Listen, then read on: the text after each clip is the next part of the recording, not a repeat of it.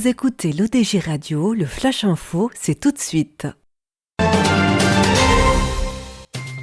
Bonjour à tous et à toutes. Dans l'actualité nationale, Royal Air Maroc a ouvert la ligne Dakhla-Paris. C'est la première route aérienne directe entre la perle du sud marocain et le continent européen. 80 passagers ont pris place à bord d'un avion de la RAM pour le vol inaugural.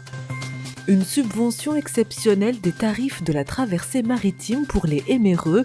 Dans le cadre de l'opération Marhaba 2021, l'État marocain devra mobiliser une enveloppe de 2 milliards de dirhams pour que les Marocains résidant à l'étranger puissent acheter des billets aller-retour à un prix abordable, comme voulu par Sa Majesté le roi Mohammed VI.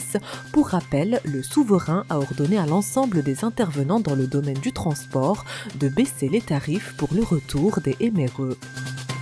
Le Royaume attend 1 million de doses de Sinopharm ce week-end, ce qui élèvera la quantité totale livrée à ce jour à 10 millions de doses sur une commande de 40,5 millions de doses. Cette nouvelle livraison permettra la reprise des injections de première dose et d'entamer la vaccination du personnel de la RAM, de l'ONDA et la douane, qui a été reportée jusqu'à la livraison des nouveaux lots. Un camion à ordures s'est renversé à cause d'une surcharge jeudi soir à Rabat après un accident de la route. 3 personnes ont été grièvement blessées. Ils ont été transférés à l'hôpital pour recevoir les soins nécessaires. Le camion à ordures ménagères appartient à la société Solamta. Il s'est renversé à H3 depuis la rue Mouad entre Hay El Farah et Hay Rachad. C'est ce qu'a précisé sur Facebook le maire adjoint de Rabat, Lehsen Lamrani.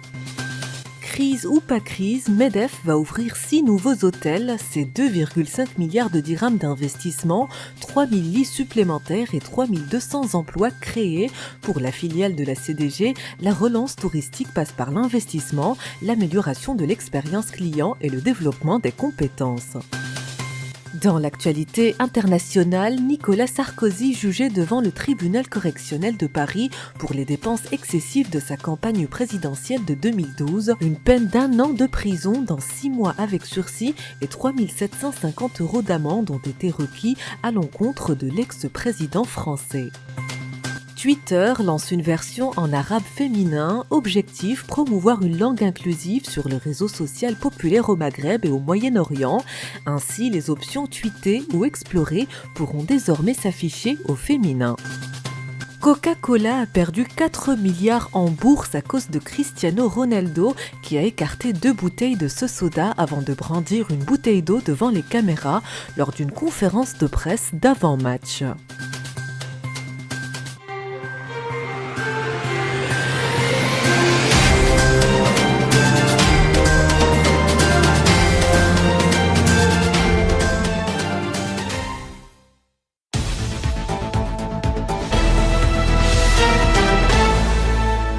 C'était votre Flash Info sur l'ODG Radio.